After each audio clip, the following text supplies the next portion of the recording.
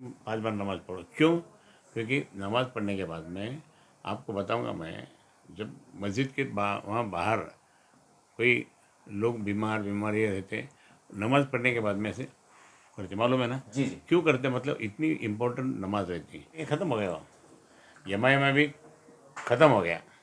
MIM का भी कोई वैल्यू नहीं, क्योंकि एमआईएम का क्या हुआ, जिस पद्धत से एमआईएम को लोगों ने चाहा था, तो उसी तरह से कुछ काम नहीं हुआ। लगते हैं कि साहब ने कुछ विकास से काम नहीं किए, तो आपको मैं आपसे पूछता हूं अखलाक के तौर से कि आपने खैरे साहब को कितने बार वोट दिया?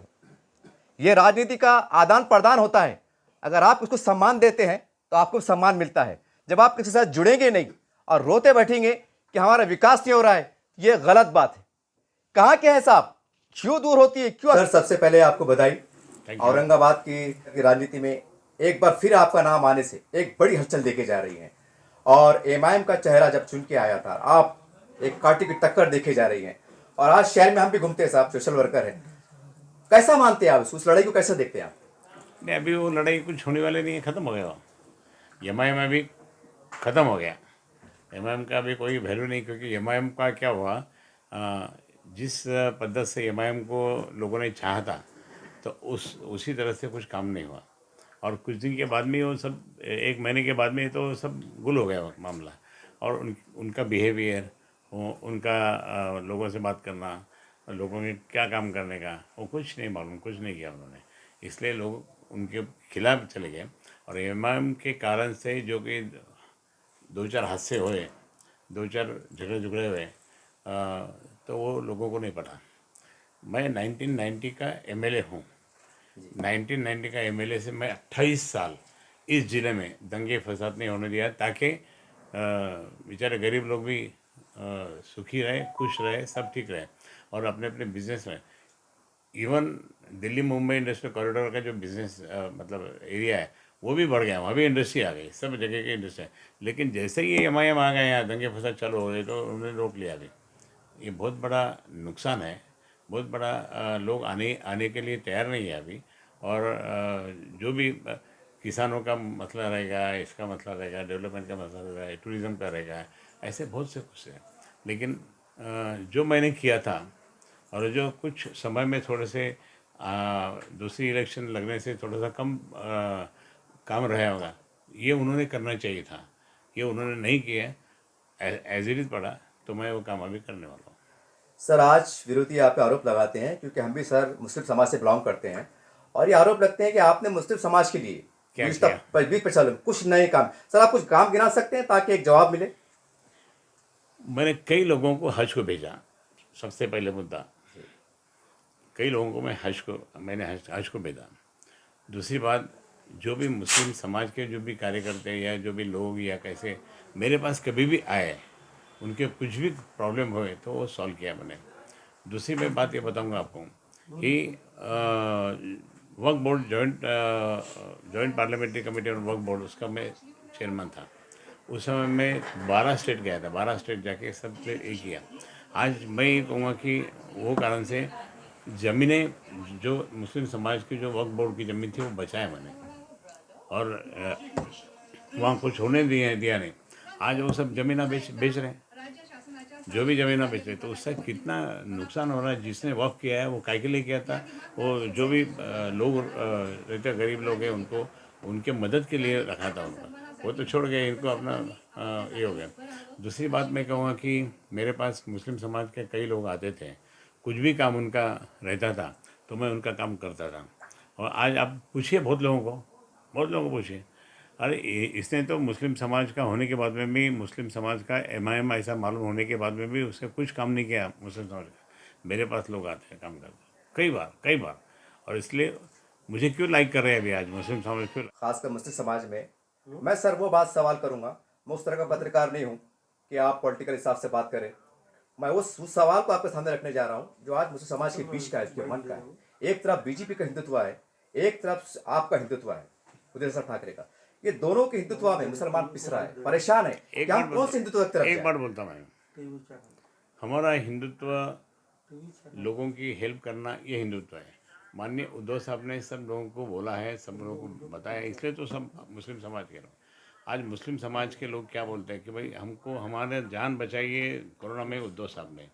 और जो मुल्ला मौलवी गए थे उनके पास कि बोले साहब ये ऐसा ऐसा मत करिए, अगर ये ऐसा हुआ तो मुस्लिम समाज के, उन्होंने जो 2.5 साल काम किया उसमें दंगे फसाद बिल्कुल रोक दिया था। आज मैं कहूँगा कि दंगे फसाद होना बोले तो क्या हिंदुत्व है क्या, या मुस्लिम ये है क्या? बिल्कुल नहीं। आज भारतीय जनता पार्टी का हिंदुत्व ढोंग सोंग है। हमारा हिंदुत्व जो है तो लोगों को मदद करना हिंदुत्व है। हिंदुत्व यही राष्ट्रीयत्व ये कहे जाता है। और हम लोग हमारे पीसने का क्या काम है? उल्टा हमारे पास जो आ रहे हैं मुस्लिम समाज, वो काहे के लिए आ रहे हैं?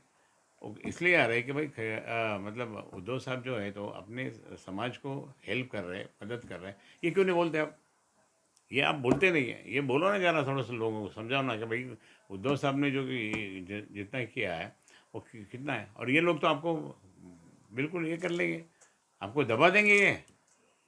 और उनको यही चाहिए कि जैसा गोधरा विधरा ये जो गुजरात में जैसा किया वैसा हम लोग देश में करेंगे। तो ये सब तो आपको लगेगा अच्छा। और ये दोनों के झगड़ों में बात नहीं करना, हमारी बात अलग है। हम क्या झगड़े करने के लिए लगाने के लिए नहीं आए, हम तो बचाने के लिए आए हैं। हम बचाने के लिए आए हैं। इसलिए मैं बोल रहा हूँ आपको कि उनका हिंदुत्व कभी तभी मुस्लिम समाज के साथ है, वो कभी हो। आज हम तभी मुस्लिम समाज के साथ शादी ब्याह सुख दुख में जा रहे हैं, जाते रहते हैं। मैं 5 साल एमएलए नहीं था, एमपी नहीं था, लेकिन 5 साल में पूरे सब जगह जाके आया। सब जगह जाता था मैं, शादी ब्याह ये वो सुख दुख, कभी कुछ हुआ तो जाता था मैं सब जगह। वो भी नहीं आता था जो चुन के गलती से चुन के आया हुआ एमआईएम का एमपी, लेकिन हम जाते थे। तो फिर हम, अगर हम लोग ऐसा करें कि नहीं हमारा हिंदुत्व जान दो, काय के लिए जाने का, मुसलमान के पास नहीं जाने का, अपन काय के लिए जाने का, हम लोग ऐसा अगर ऐसा बोलते तो फिर आप बोल सकते थे कि नहीं आपका हिंदुत्व हमको पड़ता नहीं और आपके कारण से हम लोग परेशान हो गए।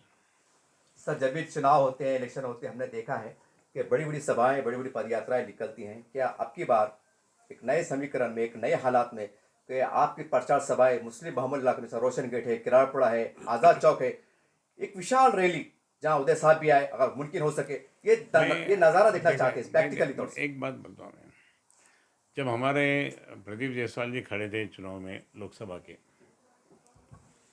हम कटकट दरवाज़ा रोशन गेट की तरफ से, तो वहाँ से तो एकदम भटकर गिरता हूँ। मैं खुद आसमी था जी। मैं जब पालक मंत्री था, वहाँ से इतना ज़ोर से गुलपुशी है वो, बिल्कुल जोर से वोटिंग नहीं हुई, वोटिंग नहीं हुई। ये फिर हम लोग, हमारे लोग बोलते तुम इनके साथ जा रहे तो फिर वोटिंग करते नहीं, काहे के लिए जा रहे, ये आरोप होता हमारे पे। तो इसलिए मैं ये बोल रहा कि आज तो खुल के जा रहा, हम जा रहे हैं और खुल के मदद करते रहे इस इतने साल के बाद में भी। और हाँ, ये देखिए, ये आप देखेंगे शागन के इमाम साहब शागिद के इमाम उनके घर पे गए तो बीमार थे, कोई नहीं मिलने के लिए गया था, मैं गया था, कोई भी नहीं गया। ये बताइए ना, हम लोग ये काम किए। अगर आप बीमार पड़े, कुछ हुआ, तकलीफ में आएगी, तो संदेश आ गया तो हम लोग आपको भागे दौड़े भाग करके आपको दवाखाने में जाएंगे, ये करेंगे और आपको ठीक करके आपको आराम से घर पे भेजेंगे। ये हमारी भूमिका है। और ये भूमिका अगर आपको पटी तो ठीक, नहीं पटी तो नमस्ते।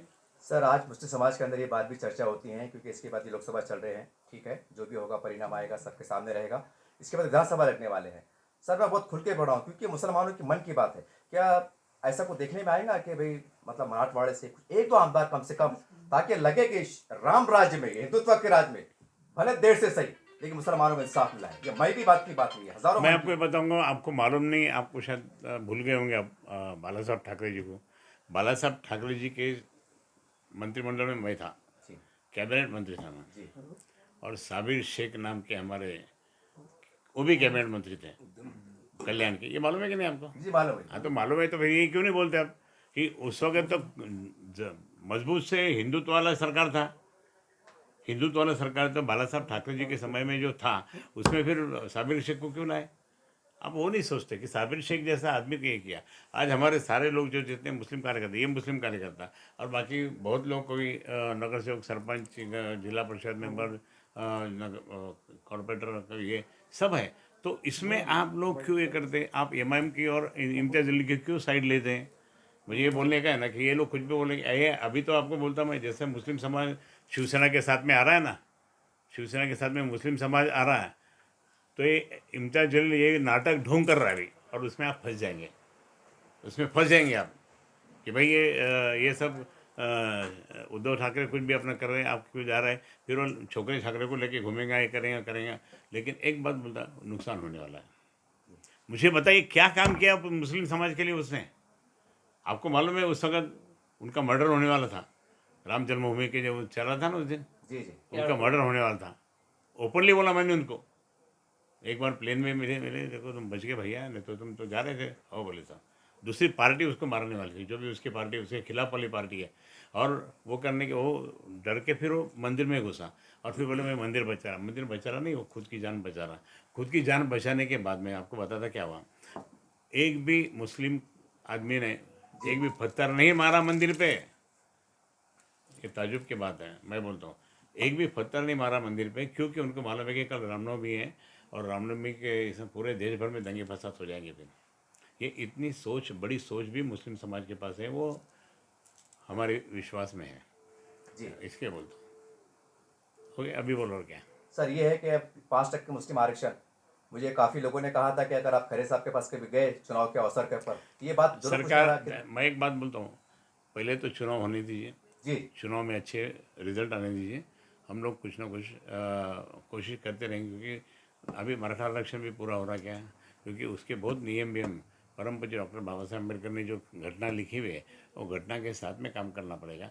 मैं आज कोई आश्वासन नहीं दूंगा आपको, क्योंकि आश्वासन देके नहीं बोलूँगा कि मैं 5% रिजर्वेशन के लिए प्रयत्न करूँ, नहीं। पहले चुनाव होने दीजिए, किसका सरकार आता है वो देखना पड़ेगा, और 2/3 मेजोरिटी का सरकार आया तो उसको हम बोल सकते हैं। अगर हमारी सरकार 2/3 मेजोरिटी में आएंगे तो हम लोग बोलेंगे भाई नहीं, पहले अपने को इनको भी देखना है, मराठा आरक्षण तो देखना है, धनगर आरक्षण देखना है, मुस्लिम समाज का भी आरक्षण देखना है, वो हम बोलेंगे। लेकिन जब तक मतलब रिजल्ट नहीं आ रहा, तब तक हम नहीं बोल सकते हैं। सर ये आखिरी सवाल ले लेता हूँ। आज हमारा सर्वे है सर, आज औरंगाबाद के अंदर अपने आउट जटवाड़ा, मिटमिटा और नारेगांव, यहाँ मुसलमान 7-8 साल से 10 साल से लड़ रहा है सर, कब्रस्तान के लिए लड़ रहा है, और 2 ईदगाह की जरूरत है।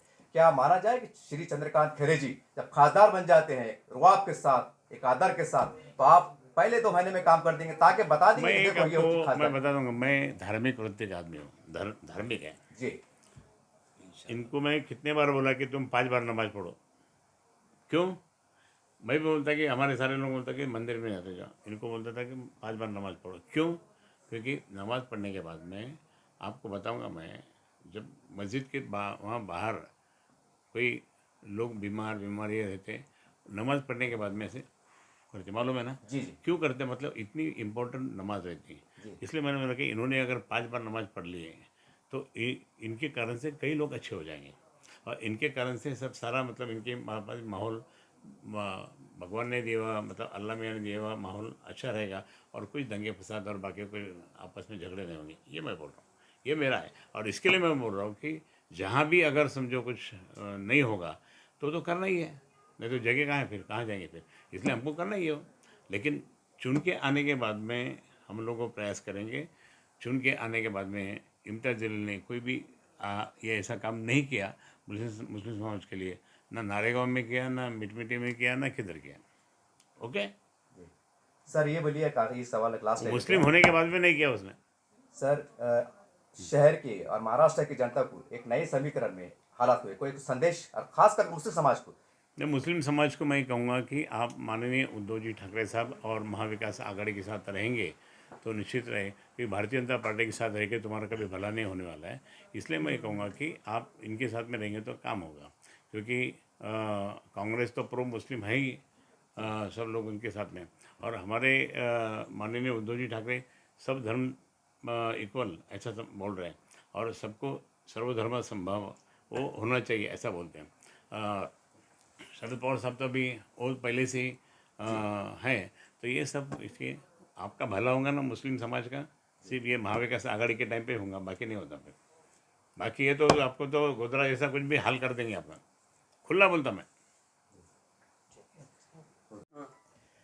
देखिए, इस तरह से खैरे साहब से हमारी मुलाकात हुई। लोकसभा के चुनाव की आमद है, पूरे शहर में गर्मा गर्मी का माहौल है। मैं मुस्लिम समाज से बिलोंग करता हूं, एक पत्रकार भी हूं, समाज सेवक भी हूं, और समाज के दरमियान से आता हूं। कुछ कड़वी बातें साहब की सुनने के बाद मैं कहने जा रहा हूं। एक कड़वा सवाल है, आज खैरे साहब पे अगर कुछ आरोप लगते हैं कि साहब ने कुछ विकास से काम नहीं किए, तो मैं आपसे पूछता हूं अखलाक के तौर से कि आपने खैरे साहब को कितने बार वोट दिया? ये राजनीति का आदान प्रदान होता है। अगर आप उसको सम्मान देते हैं तो आपको सम्मान मिलता है। जब आप किसी के साथ जुड़ेंगे नहीं और रोते बैठेंगे कि हमारा विकास नहीं हो रहा है, ये गलत बात है। कहाँ के हैं साहब? क्यों दूर होती है? क्यों अछूत समझा जाता है कि पाकिस्तान के हैं कि बांग्लादेश के हैं? कहाँ के हैं? हमारे अपने हैं, हमारे अपने बड़े हैं, हिंदुत्व को लेकर चलते हैं। अगर उनके पास बैठेंगे, दो बात करेंगे, हो सकता है कुछ मन के खटास दूर हो सकता है कुछ गलतफहमी दूर हो सकता है आप जो चाहते हैं कि विकास के काम वो हो जाए। क्यों नहीं हो सकते? जो लोग सरकार में हैं, प्रशासन में हैं, कुर्सी पे हैं, अगर आप उनको बुरा भला बोलेंगे, उनको गालियां देंगे, उनको आरोप लगाएंगे, कहां से विकास होगा? हजारों लोग उनको मानते चाहते हैं, लाखों लोग हिंदू उनको चाहते हैं। अगर आप इनकी शान में कुछ गलत बोलते हैं तो क्या वो हिंदू भाई बुरा लगता नहीं है? ये तमाम बातें आपको सोचना पड़ेगी। थोड़ा ऊपर उठिए आप। और जो लोग आपको एक कुएं की तरह लेके चल रहे हैं, कुएं के मेंढक की तरह, उससे बाहर निकलिए। हम ये चाहते हैं कि पूरे देश में, पूरे महाराष्ट्र में एक हिंदू मुस्लिम की एकता लहर चले और हम मिलकर चलें, इस देश को बढ़ाएं। यह समय की जरूरत है। मतलब याद रखिए, बाद में आप रोते रहेंगे।